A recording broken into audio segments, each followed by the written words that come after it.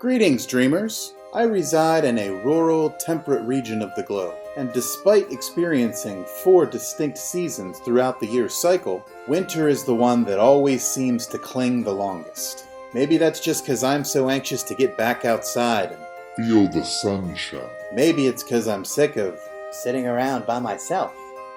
maybe it's what the old-timers used to call Cabin fever. Whatever the case, it's that final cold snap of winter's breath that stings the most.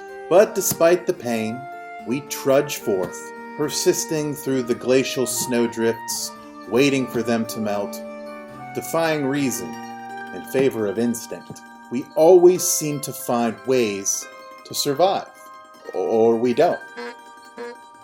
In the end, does it really even matter? We don't actually know how we came to be or why we're here to begin with. I mean, what is all this? We don't know. That's crazy. Of course, there are a lot of ideas about it. Everyone around us seems to have some theory coupled with inspirational excuses for why we should push forward through the hardest of times, as though somehow our suffering has a purpose. Is that what we are all truly searching for?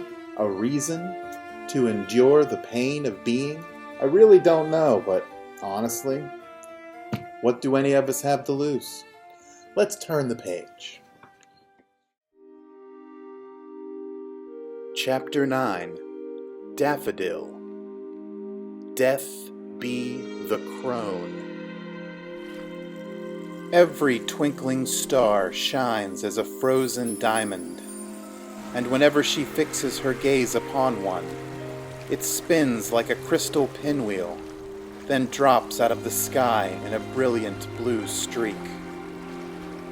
Her sleepless voyage drifts on for a very long time. Auroras dance across the pure arc of heaven, all of them converging above her final destination. The water is utterly still in the doldrums of her mind. Though there is no wind, it is biting and deathly cold. The Pisces continues onward, dauntless in the face of icy doom. Its fishtail rudder swishes back and forth, squirming ahead towards the distant convergence. More and more stars are plummeting into the Arctic Sea. She can see them splashing down and sinking. Like aquatic lanterns, they faintly illuminate the freezing depths before being swallowed by a chilling darkness. The bleak surroundings silence even a whisper of hope for a safe return. The finch is shivering on the stern. She opens her hood to offer the little yellow bird a warm place to perch. The finch shakes its stubborn head in blunt refusal and resituates atop the glowing bough. It just wouldn't be proper, my lady. The finch says. Besides, if I start to lose feeling, I need only sip from the vial of Nixerva left behind by Marcius in the Tale of the Pisces. That stupendous liquid has the power to chase away the grim cold. The dream star, embedded in the boat's bow, is illuminating a route through hunks of floating ice that are beginning to accumulate. She turns herself all the way around and searches the stern to locate a globular bottle labeled Nixerva, under which it reads, "We drink to remember, we drink to forget." What exactly is this? She solicits the finch. The liquid within the flask is viscous. It boasts a color between blood and berries, and an aroma that permeates the glass, smelling of sweet pea and gardenia. She feels a sudden and unnatural urge to guzzle it all down. Some call it ambrosia. It is how the divine remain alive forever. A sip is liquid courage to all mortals. It gives us power and abilities beyond any other. A deep swig and, well, you'll be dead within the hour. Moderation is the key to being able to imbibe the pure nectar of the universe. I do believe this is one of the many artifacts that Marcius and his guild of thieves plundered from the mighty gods. He always kept a smidgen around, just in case he was ever feeling hopeless. The finch tucks in its flickering tail to warm its wings. She ogles the little bottle with an insatiable curiosity. What would happen if she drank some of this strange elixir? She reaches up to uncork the lovely vial when she is startled by the sound of something enormous breaching the surface of the undisturbed water. She grips hard the precious flask and looks out across the tranquil, icy sea. She can barely make out 3 large moving shapes. One of them swims up, right alongside the Pisces, and spouts water out of its blowhole. Whales, orcas to be precise, have come to investigate her diminutive vessel. The first one bumps it with its broad snout. Its dorsal fin is taller than she would be standing. The other 2 orcas swim beside and watch intently. They are both significantly smaller than the first. Well now, this is really quite something. The finch whispers. She can feel Speartooth shivering behind her. We don't like this. Not one bit. The 2 heads of her bow speak collectively, and their dual voice echoes, skipping like a stone across the limpid water and leaving ripples on the nippy air. She reaches down into the boat and draws forth her seahorse. She leans over the edge of the Pisces hull and plunges the songful seahorse's proboscis into the frigid water. What are you doing? The finch chirps as she trumpets through her living cornet's tail, creating bubbles and frothing the surface. She can only imagine what it sounds like from beneath the densely languid waters, for she is blowing rather hard. Immediately, the colossal cranium of the first investigating orca pops up out of the water. It stares at her with solemn black eyes. She feels as though her very soul is exposed. Who are you and what is your business here? The Mondo cetacean bellows. The duo of smaller whales poke their beaks and melons up to stare at her from the starboard side of the vessel. I am traveling to the glacial grave in search of one who forgot to die. She answers without hesitation. Might you and your tribe be willing to grant us safe passage? She draws upon her nearly forgotten childhood memories of learning about orcas. She recalls that these whales are very family-oriented and altruistic, living in tight-knit pods and communicating with different dialects used to separate them from other clans. The elder orca leans in closely to look her over. She can discern an innate kindness, but also a stern sense of caution in the animal's powerful gaze. Sadly, the whale's soulful stare reminds her of dearly departed Penumbra. After a lull of uncomfortable silence, the finch whispers to her. I think they mean to eat us. The first orca drops below the rimy surface, and the other 2 follow. There's an uneasy moment. Then the largest of the 3 whales re-emerges on the port side of the Pisces and exhales from its blowhole again, startling the finch into a tizzy and causing an unscheduled molting of a few feathers. We will guide you to ensure that you arrive at your destination safely. The orca speaks, soft and deep. Though we can't possibly understand why anyone would want to go to that accursed island. Are you offering yourself as a sacrifice to the Snow Shadow? My quest is a mystery, even to me. She replies. All I know is, I was pointed to go in this direction, and hence I travel forth. If I didn't, I would not know where else to go, for I am a lost soul on this ocean of dreams. The orca seems reasonably satisfied with her response, and begins escorting the Pisces through the increasingly icy sea, using its girth and great strength to push drifting slabs of ice from their path. The other 2 whales swim after the boat, one to either side, with their twin flukes swishing silently behind them. Her seahorse sneezes, and she rubs its swollen snout to warm it up after having been submerged in the freezing water. She slumps into a meditative pose, a bit more relaxed now in the company of their Grampus guides. She picks up the curious bottle of Nixerva and peers into its tempting depths. The moon is beginning to change color. Do not drink that with impunity. The finch tweets. As I said, it is not meant for mortals. It will poison you if you are not careful. She heeds the little yellow bird's warning and slips the bottle into her cloak for now. The moon's cold blue luminance is blushing red. She simpers at the finch. For a rainy day, perhaps? She asks this rhetorically, and with a peculiar uneasiness in her voice. She notices more and more stars dropping from the sky and landing around the convergence of the auroras.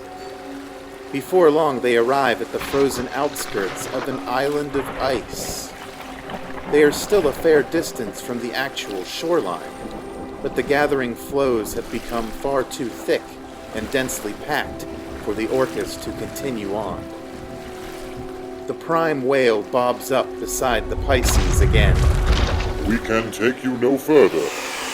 I don't know your true purpose in coming here, nor do I know of this one who forgot to die, of whom you speak. All I'll say is, be wary of the snow shadow. Every twinkle that descends is a sacrifice to the monster's endless hunger. You have a magic aura surrounding you, a halo of enchantment that causes you to shine as bright as a star in the darkness.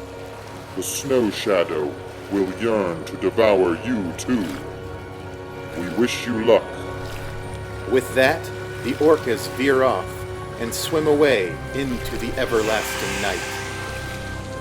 She steps out of the Pisces onto one of the glacial drifts. Her fine boots grip the slippery surface with ease. All around her, the fallen stars shimmer like prismatic luminaries embedded in the crisp snow, illuminating a pathway inland. She looks to the shivering finch, who is breathing mist that seems to harden into icicles upon the sharply frosted air. The little yellow bird flutters over and lands on her shoulder. Tiny ice-encrusted talons grip her warm winter shroud. Of course I am coming with you. The finch remarks, answering the question she is asking with her eyes. Together they navigate the ice drifts, strolling between the freezing stars until they reach a rupture separating the glacial fragments from the island's shoreline. There is luminous snow that appears to be blue sand, and though the water is utterly still everywhere else, here there is a gentle tide rolling in from beneath the drifting ice. It caresses the beach with phosphorescent granules of the fallen stars that are steeping in the surrounding sea, and creates a land bridge for her to traverse. She walks along the isthmus, wandering towards the interior of the island. The wintry beach rises briefly, then sharply descends into a frozen tundra bespeckled with impacted stars that dimly illuminate the glowering terrain. She feels a dark presence. She experiences that familiar desire to abscond from imminent danger rise up in her chest. She steps up to the edge of the drop before the tundra. The finch senses what she is about to do and takes flight. What are you going to do now? The thinner half of Speartooth asks. Oh dear, The fatter portion says, here we go, with reckless abandon. everything about it feels wrong, but that isn't enough to stop her. She presses the seahorse to her lips and begins tooting a song that she has never played before. It blooms as naturally as a flower in spring, gentle but audacious. It reverberates, bringing her a refreshing sensation of peace. She leans over the lip of the craterous descent and disregards her apprehension. tipping off the edge and running with great strides down the steep embankment. Wait for me! The finch struggles with its nearly frozen wings to fly fast enough to keep pace with her. She blows her seahorse all the while, announcing her approach as she plunges into the dusky tundra. There are fragments of broken stars here and there, which help to guide her footfalls. She discovers obsidian crags jutting out of the ground in the shapes of twisted fractal trees and crudely carved tombstones. Her new song disrupts the serenity of death. The further in she runs, the heavier the air becomes. Faint spectral voices can be heard all around her, and she sees ghosts slinking about out of the corners of her eyes. She continues playing her seahorse, and her fervid song begins to change. She notices a trail of stardust footprints meandering through the snow. They direct her down a winding path between the graves. The ghostly voices grow louder as she slows her pace. After jaunting through the gloom for a while, she stops moving. She ceases her song and fastens the seahorse to her hip. She listens to the ghosts for a moment as the moon bleeds. I had a black cat named Jupiter once, Says one spooky apparition. I was really hoping for a little time to reflect. I didn't expect it to be in prison. Bewails another. Don't get stuck here, sweetheart. Everyone is playing a mind game. Most of them with themselves. Warns a mookish-looking gravedigger. Birth is a maiden. Life is a mother. But death be the crown. Did you notice how sketchy things are around here? Yet another ghost inquires. Stuff just seems to change appearance at random. Second best is first worst. I am sure I'll be getting an earful all the way home. Too bad yelling at me will not motivate me to try any harder. All of a sudden, the deceased voices go silent. A low, gurgling noise creeps from the shadows. Something is lurking. She can distinguish part of its silhouette, as its tenebrous fur is flecked with stardust. Its large hands and feet are likewise illuminated by glittering specks. The flushed moon reveals it with warm shadows. She approaches the shadowy creature cautiously. She can now see that it is hunched over a budding yellow flower that is miraculously sprouting out of the frozen ground. She feels fear rush through her body, from her head down to her toes. Everything inside of her is screaming to tuck tail and run, and that makes her very angry. She resists her instinctual reflex, curls her hands into tight fists, and marches right up to the monstrosity, wearing her calmest face. She can see now just how hideous it is, with its curling horns, sharp claws and fangs, and fiendish yellow eyes. It is positively bristling with quills of white hair, and it has a long, scraggly tail. Its pointy ears perk up. It sniffs at the air with its ape-like snout.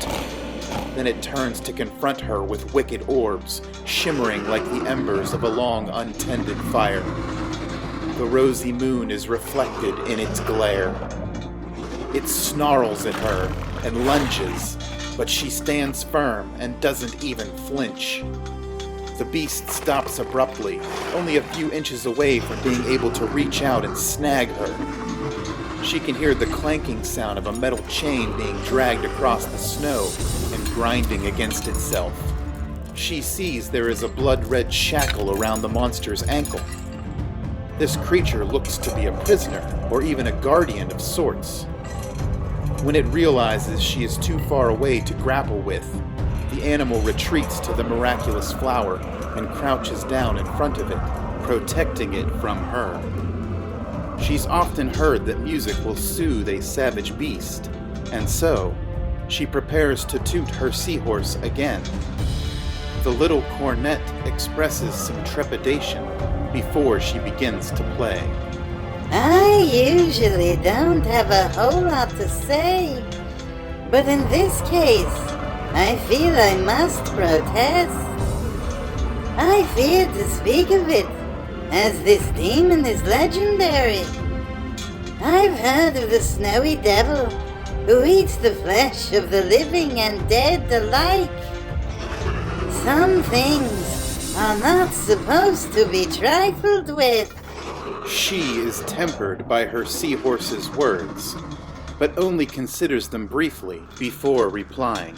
Fear is becoming an all-too predictable sensation. She begins. The odd, ruddy darkness due to the blushing moon, the bitter cold, the snarling beast before us, and the fact that this entire island is some kind of cemetery. All of these peculiarities contribute to our sense of unease. The finch finally catches up and lands on her shoulder. Whew.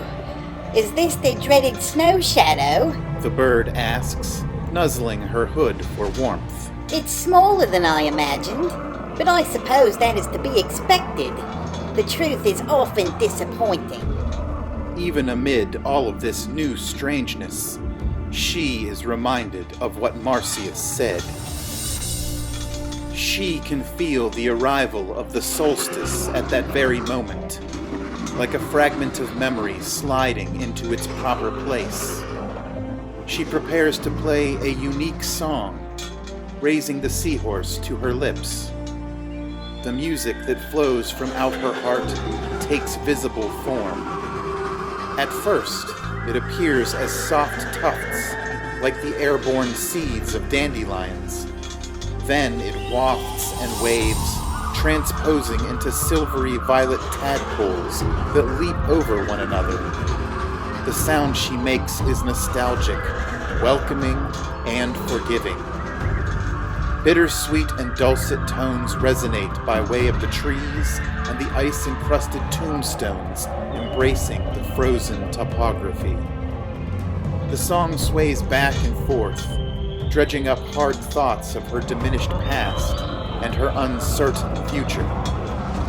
She thinks of Penumbra, and the music aches with sadness.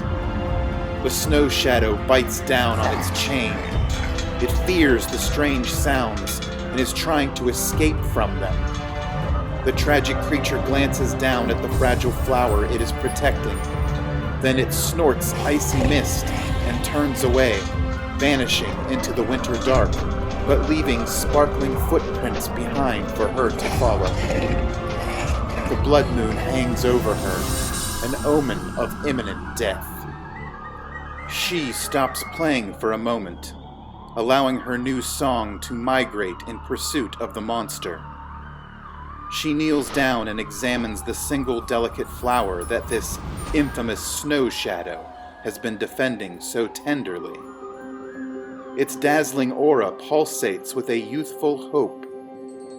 She extends her fingers to touch it, but before the tips of her curious digits can reach the silky petals, she is startled by a terrible noise. Shrill howls of anguish and abject fear echo from the direction in which the baleful beast has fled. She hesitates, but then decides to leave the flower behind for now and to go investigate. The more one acquaints oneself with the darker emotions, sadness, anger, fear, the more readily one can cope with these expressions when they arise in others.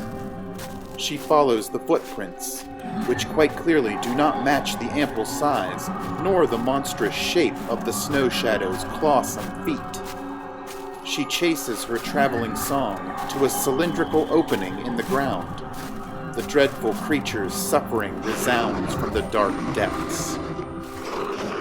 The hole is a tunnel, built of obsidian and mortar. It looks kind of like a wishing well. She hears the snow shadow's frightened howls fading as it flees deeper down. She can also see her song spiraling as it funnels into the hole. The glassy walls amplify her melody, tormenting the beast. Maybe the seahorse was right about leaving the snow shadow be. This is one savage that her melodies seem unable to pacify. She climbs into the opening and slides down the smooth, curving surface into the subterranean unknown. Her boots land softly in powdery snow.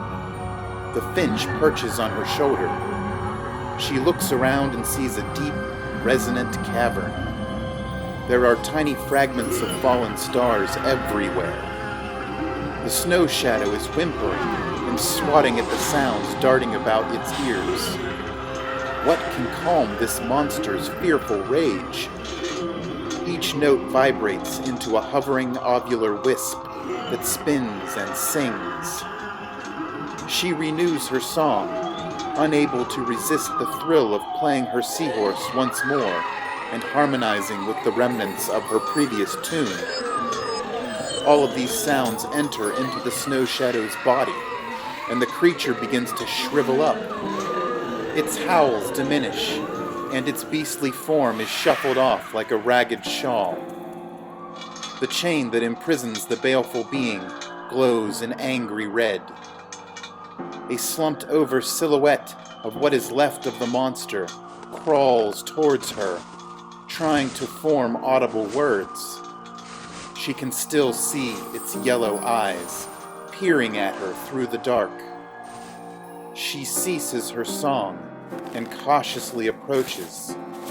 Something feels jarringly familiar about the shape. In an exhausted rasp, the withered husk speaks to her, and the voice that comes forth sets her heart racing. On the wall behind you hangs a lantern, within which is an undying candle.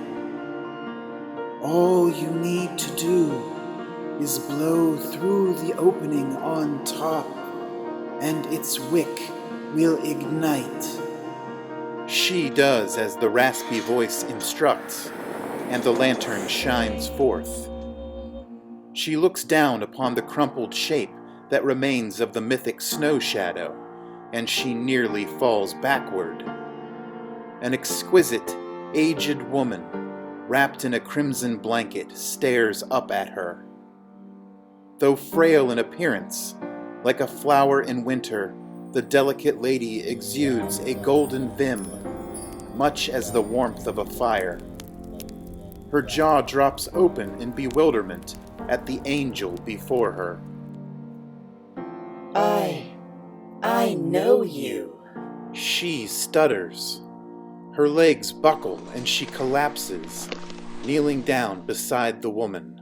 I remember everything I have forgotten. You are... I am your mother, my sweet little figment. The woman reveals with a wispy smile. She reaches out.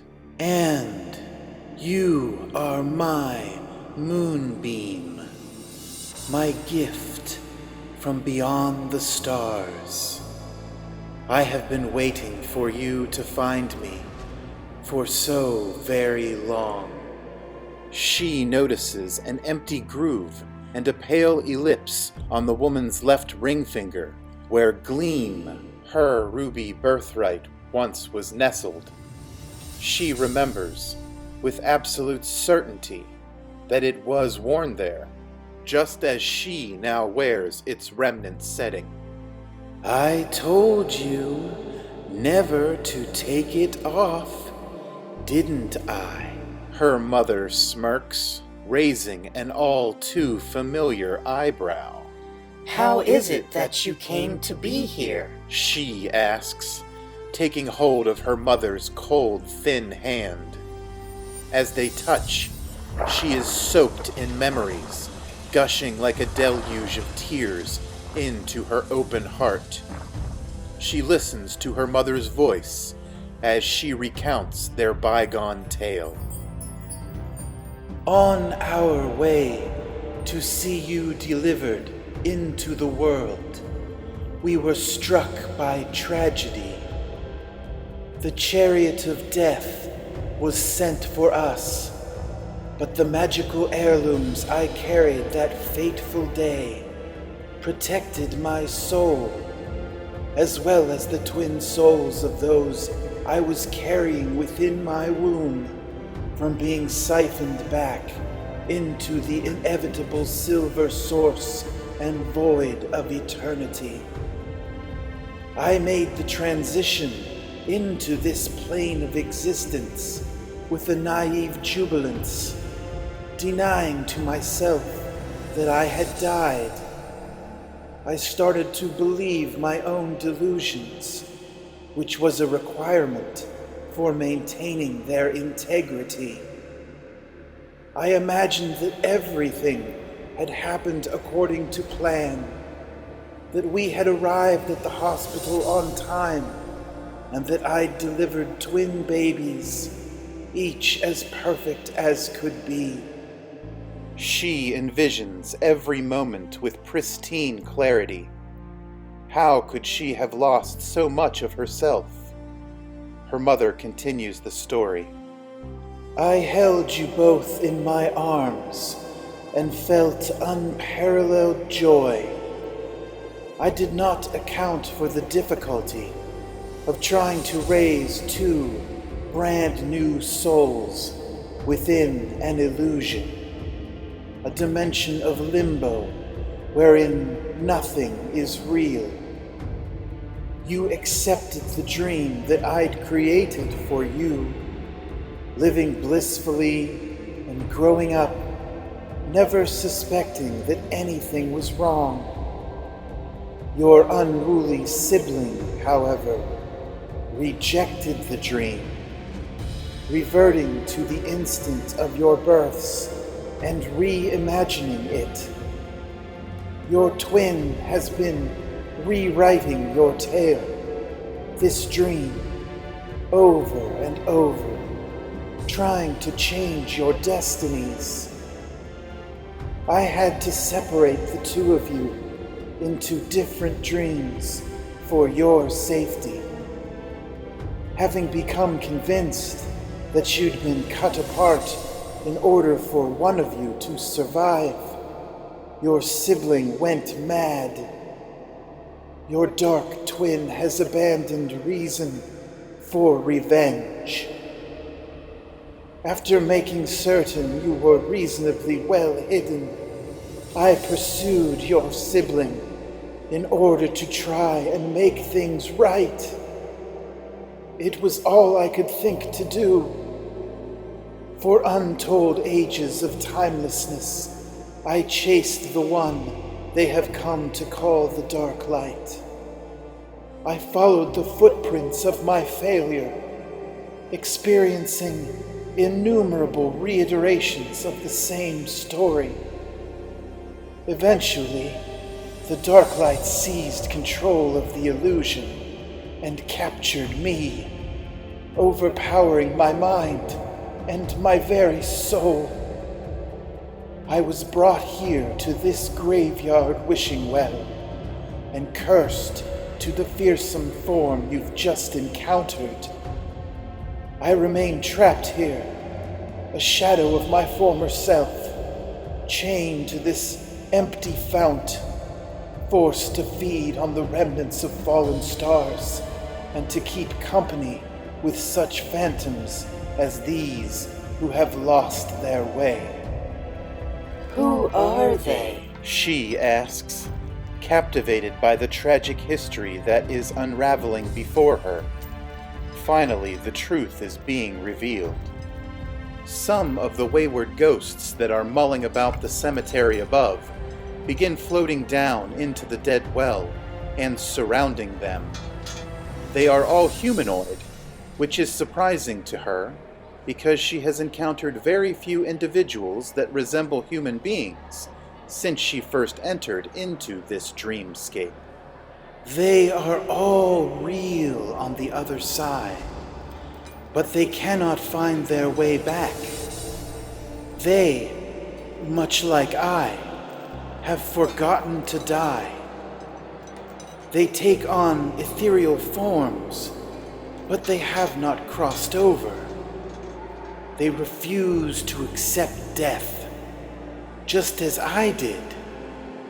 Now I am cursed, never to die, unless you, my figment, set me free. Of course I will. She replies, scowling at the red fetter clamped about her mother's right ankle. The chain appears to wind around forever, all through the cavern. Where is the other end of your shackle? She asks. There is no end, my precious figment. Her mother answers. You must cut the chain with the power of justice that you are carrying within you. Please end my captivity and forgive me for keeping you trapped here. I did it because I love you. I did not foresee what the consequences would be. Take pity on me and sever my bond. She feels her heart sink. She swore to herself that she would no longer call upon the devastating power of Pusaka. She has renounced its chaotic violence. I can't. I fear the cruel emotions that accompany that terrible device. Her mother smiles at her and reaches out a cold hand to caress her rubicund cheek. The sensation is invigorating, and a silver tear drops from her eye. Her mother catches the tear and holds it tightly, absorbing it and taking some comfort in doing so. Silver is not only death, but also a summons for you to submit to a mortal life. You see, the silver stream calls for you through your emotions, her mother says. If you forget them, then you forget yourself. You must strike a deliberate balance between strength and compassion, for each requires the other. Your sibling is drawn to you like a beacon by your most potent emotions. Even now, Lukiat comes. I can envision the shadow approaching on the horizon. Your fateful meeting is inevitable. That name! She exclaims. You must not speak it. Its utterance will undoubtedly bring... It is too late, her mother interrupts. Lukiat is here. The solstice is upon us, and the dark light has reached an apex of divine power. This is what she has been running from. The chariot of death has arrived. She can't outrun it, and there is nowhere she can hide. Part of being a mother is accepting that by bringing children into the world, you are sentencing them to eventual death. But the love that accompanies and creates life is what gives death meaning. You must forgive me, my child. You also must forgive Lukiat. Absolve and embrace your sister. Kindle a light in the darkness. Set both of us free. Somehow, everything becomes clear to her in that very moment. The way that everything has played out, and the manner in which each strange happening, each transformation and convenient change that helped her, all of it, every little thing, down to the last mundane detail, was of her own making. It has always been about her choices. She feels a great surge of emotion rise up within her like a tidal wave. It is pure and powerful. She opens her hand and it fills with an accumulating crimson energy. In a flash of burning light that sends all of the itinerant ghosts back to their tombs, Pusaka materializes in her grasp. Merciful flowers bloom from its branching blade. She raises it above her head. A scream erupts from her soul that echoes throughout the cavern, up the well, and out across the frozen sea. She brings her sword crashing down, severing the chain that holds her mother prisoner. Pusaka seethes with destructive energy as the manacle is sundered and turns to dust. Her mother smiles brightly and begins to glimmer a radiant yellow hue as she floats, buoyant upon the drizzly air. Thank you, my treasured figment. Thank you for restoring me. I appreciate death now. Impermanence and frailty are aspects of beauty that I never fully understood. It is like the flower within that lantern. Take hold of it before its season ends. She opens up the lantern and finds that the undying candle is actually a yellow daffodil, just like the one above ground that her mother had been looking after as the snow shadow. The lantern reminds her of the stargazer for a moment and his sapient wisdom. Spring is coming a bit early this time around, her mother predicts. Soon, this entire island will be covered in them. Each one is precious and fragile. To love something is to allow oneself to feel sorrow. That sorrow is a reminder of how essential love is, and that it's worth every single tear. Find peace in that, my moonbeam. Always remember that you will never be alone, so long as love endures. How many have told her that? It has become something of a catchphrase around here. She is positively bursting with questions to ask of her mother. So many memories are churning up, so many raw sensations and emotions. She can sense that the nature of Pusaka has adapted to suit her intent as it throbs in her grasp. Delicate flowers continue to sprout and bloom from its branching blade. It no longer feels as heavy as it did before. Her decision to make an exception and rescind her oath of pacifism has reforged her sword from a weapon of war into a tool of emancipation. She has broken a chain that leads back in time to an enchanted prison of repressed guilt and a self-imposed snare of bitterness and slavery.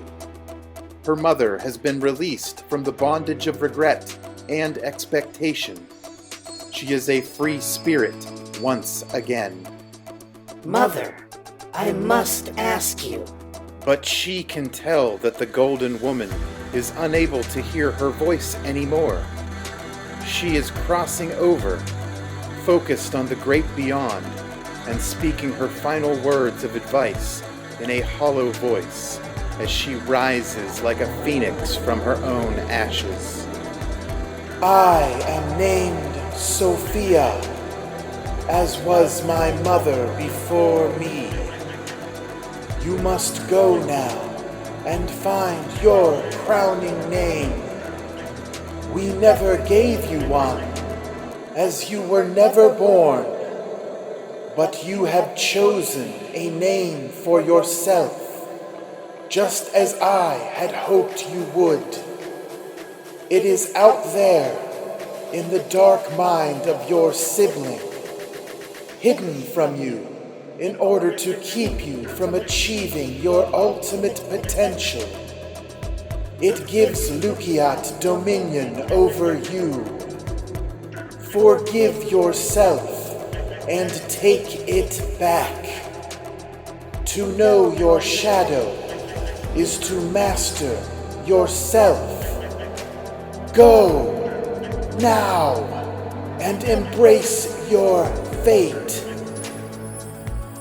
Her mother flutters up and drifts out of the wishing well, her countenance becoming ghostly and immaterial as she slowly ascends towards the heavens. She removes the daffodil from the lantern and conceals it for the moment. With the finch flapping hard behind her, she scales the sheer walls of the well in frantic pursuit of her mother's spirit. She uses Pusaka as a climbing spike, thrusting it into the curved surface as she clambers. She reaches the opening just in time to watch her mother turn into a brilliant butterfly and blend in with the vibrant auroras decorating the morning sky. She is awestruck by the beauty and grace with which her mother leaves her. She is without sorrow, but there are tears. She smiles serenely and feels warmth coming from the daffodil. She wraps its stem around Pusaka's hilt and starts running again. She races, wild and free, filled with an inexplicable sense of joy. Before long, she finds herself standing beside the Pisces again. The finch perches on her shoulder once more and tweets a little song. Her seahorse joins in. Even Speartooth hums along. None of them have much to say after the revelations from Mother Sophia within the wishing well. She is about to resume her song when, from across the frozen sea, comes another melody. Lute strings play a foreboding lullaby, like a funeral dirge. A strangely warm and gentle rain begins to fall. Lukiat walks calmly across the water's surface, cloaked in gloom and plucking at the stringed instrument that is weaving the lamenting anthem. She hears hints of her own song within the requiem. The theme of death is apparently their shared fixation. The seawater freezes and cracks beneath each of the Darklight's footsteps. Behind its shadowy form, green lightning is permeating a thick bank of forthcoming clouds, punctuated by dual phantasmal green eyes and a flock of black birds. The ocular storm of Lukiat's godlike power has come to claim its prey. She bows her head for a moment, dropping her seahorse, Speartooth, and the zoetic quiver of arrows from the laughing tree into the Pisces. She reaches into her cloak and pulls forth the bottle of Nixerva that she'd found in the boat. It's all or nothing now. Bottoms up. The finch reminds her. Now only a sip. Remember, more than that can kill. She tilts her head back and imbibes all but a drop of the syrupy liquid. She tosses the nearly empty bottle into her vessel and smiles in response to the finch. Never mind. The finch shrugs, gliding over to the Pisces and landing atop its fish-tailed stern. It has been a pleasure and an honor to accompany you on this final leg of your journey. May your spirit travel swiftly to join your mother in the silver stream. The finch raises a feathery wing and proudly salutes her. There she goes again. Says Speartooth's thinner half. She finally refuses to withdraw. Intuitively, she gambles out onto the freezing ocean, finding that her boots turn the water beneath them to solid ice upon contact. She glides across the surface magnificently, leaving a frosted wake behind her. She picks up speed as she skates towards her nemesis.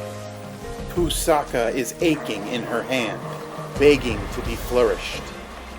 Lukiat growls at the sight of its prey and stops playing the lute. A few of the strings snap and curl up as the instrument comes apart and reforms. Lukiat is manifesting those dreadful scissor swords, the specter's emblematic weapons of vengeance. The crew of the Pisces pensively awaits the cacophonous sounds of Numina clashing. This is it. The Finch takes a deep breath. Remember what you witness here this day, my friends. With reckless abandon, without hesitation, our queen greets her end with the power of creation. The Nyxerva has a profound effect on her psyche. Enlightenment strikes her soul like a bolt of lightning. The dream feels like it is shrinking around her, getting smaller with each realization. She is compelled to run, with eyes closed, towards the rising sun, to slide backwards through her past experiences in the direction of the stargazer. The shadow she is casting cannot follow her into the void, for there is no substance therein to obscure the light. She regrets the suffering she has caused by creating it. The hunt is renewed. Lukiat's servants descend upon her in a rumpus. Fairies, black birds, and shrouded green ghouls from some cursed dimension advance in waves, breaking over her like wicked water against a righteous rock. Some challenge her superiority and are cut to bits instantly. They are trying to hold her down for Lukiat to claim. Her song lingers, rousing the deceased and echoing across time. She is luring them in. Like moths to the flame, they swarm to worship her power, to be healed and to beg for release from the shadow. The Darklight's minions zero in on her, a flood of hellish mouths, ravenous with hunger. They bite and scratch, each stealing a piece of her away. They are testing her resolve by claiming fragments of her divine being. The Nyxerva awoke her inner goddess. Now she unleashes her truth, and whether they believe it or not, she is going to save them. By plundering her essence, they are setting her free as well. Marcius was right. Because she was not born, she was never real. But now, she is becoming extant, and gods can endure eternity if someone keeps telling stories about them. She is aware and accepting of her fictitiousness now, which lets her touch reality. She can no longer ignore the sensation that she has done all of this before. Her story has been rewritten so many times that the shattered mirror reflecting all of her disconnected memories finally disintegrates, revealing that her waking life was fabricated. The shadow is growing as the dream shrinks. She has a vision of the red chain and manacle reforging itself. She must free herself of expectation, meet her shadow, and embrace her fate. It is the only way she can escape the dreamer's quixotic prison. The dream demon governs its dark army without any noticeable strategy. She wishes that she'd been less predictable and not so naive. It might have saved her a lot of trouble if she'd listened to her sister from the beginning. At first, she figured she was being tormented by a phantom from her past. Then she thought that she herself might be the ghost who was keeping the true dreamer from finding peace. Her perspective has been skewed all along. Does not the shadow see itself as the light? Could not the villain be a hero in disguise? The shadow has always been her reflection. So what does the shadow see when it looks at her? The ice is melting as the sun yawns. She squints while recollecting the Ascendant's temple of Stella Puera and the vast library in the gazing chamber. All of those inspiring myths and fables collecting dust on the shelves were obvious clues. Then it dawns on her. Of course, Mother Sophia doesn't know the truth either. Only Lukiat seems to understand. The illusion must be cast aside. This dream must be destroyed and remade for anything to have real meaning. She has tried to avoid negative feelings, but it was foolish of her. There are no bad emotions. They are all important. Fear, sadness, anger, these reactions serve to bring them together. It has all been subterfuge to keep her questioning and questing. Whoever is writing this story deceived her, used her, and made her forget her spurious nature. That being the case, she must conclude that the dreamer has also given her permission to figure all of this out. But why? The dreamer has to be putting her through this for a reason. She is thinking in circles. The answer may be unattainable. She can't even sleep on it, for she has never actually been awake. So, what she's been searching for was never there. But it doesn't matter anymore. Her song woke the dead. Now it will resound and live on forever. She is completely empty, and she rejoices in the lightness of her being. She is a vessel without destination, waiting to be filled with new purpose. She could never escape Lukiat, for a shadow always follows. It's time she lay her sister to rest. What are we doing? The finch asks. We can't just wait here idly while our valiant captain rushes into the breach towards her very death.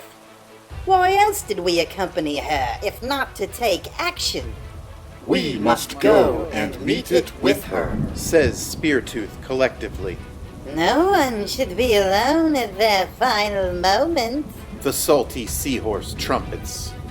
Upon perceiving this agreement, and the crew's desire to support their friend, the Pisces begins drifting in her wake, sailing briskly towards the oncoming storm.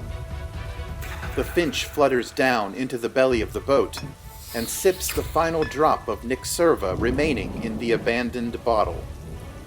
She is closing in, and Pusaka starts to squeal, shearing the misty rain from the air in pops and sizzles as she travels with meteoric speed towards her conclusion.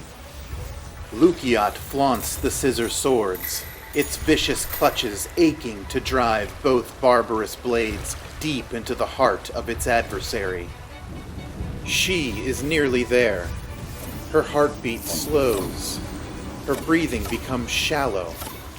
Her grip on Pusaka loosens, and her entire body feels warm and numb. Lukiat speaks from within a whirlpool of bewitching laughter. So, you've met our mother. Whatever that crone told you, it was all lies. We used her to lure you here, into our domain. Everything is false. Nothing is real. I hope you recognize that. Of course you do. What I know, you know. So let this be it for us. Let the universe forget our existence. No one will remember, nor ever imagine that we were here. I'm ready for infinity. You have finally burst free from your chrysalis. Now, come sliding face first eternal butterfly, towards the bitter end. Their clandestine meeting is most glorious. They struggle to embrace. Nature warps all around them. Lukiat's scimitar slashes her right leg, leaving a subtle wound that fulfills the cicatricial promise her sister had made during their previous contest. Then, finally, they become entwined. She looks into Lukiat's eyes to see herself. Her shadow shrieks through green fangs with a sharp forked tongue, shouting hateful things, but she pays these words no mind. She feels only bliss. She collides with her shadow, and her smile widens. Lukiat's twin swords cross and plunge between her ribs, leaving a star-shaped entry wound in the middle of her chest. With a trembling gaze, she peers deeply into the eyes of her doppelganger, seeing her true reflection restored, that of a beautiful blonde woman, glowing as the golden morning star. She raises her sword hand, but Pusaka is gone. All that remains is the daffodil, and she offers it to her sibling kindly. I forgive you. She embraces Lukiat. I surrender. And I love you. The ritual is complete. Lukiat trembles. The bloody death mark which entwines them clots, leaving she with a red star-shaped scar. Reaching up, the dark light touches the daffodil and is instantly discorporated into a cloud of glittering green stardust that she inhales and absorbs forever. The rain stops. She closes her eyes, crosses her arms over her mortal wound while still holding the flower, and slowly tilts backward. The Pisces arrives there just in time to cradle her as she falls. On the horizon, the sun begins to wake. It is the dawn of a new day, but it is not without peril. The Finch manages to escape, drunk on Nyxerva, as a massive shadow overtakes the dauntless boat. A silvery wave of epic proportions consumes the glacial grave and the Pisces. Smiling serenely, she sighs with her final breath, and feelings of joy carry her away for all eternity.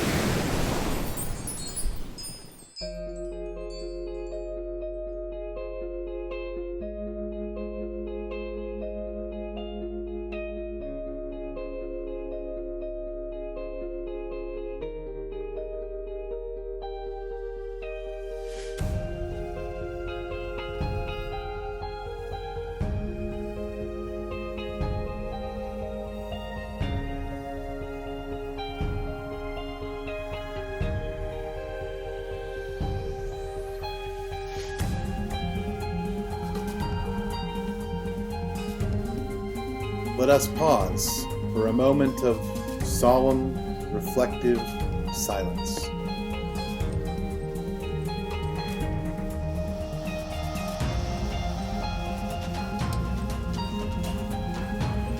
That was a most tragic and beautiful ending to our protagonist's existence, which leaves us empty and wondering who will take up the banner of the fallen and carry on. Though it seems we've reached the final precipice and leapt off the edge into oblivion, this is not the end. There's so much more story to be told. But how do we move forward when we've lost so much? How do we summon up the bravery to go on alone? I'll tell you, we are never alone, so long as love endures.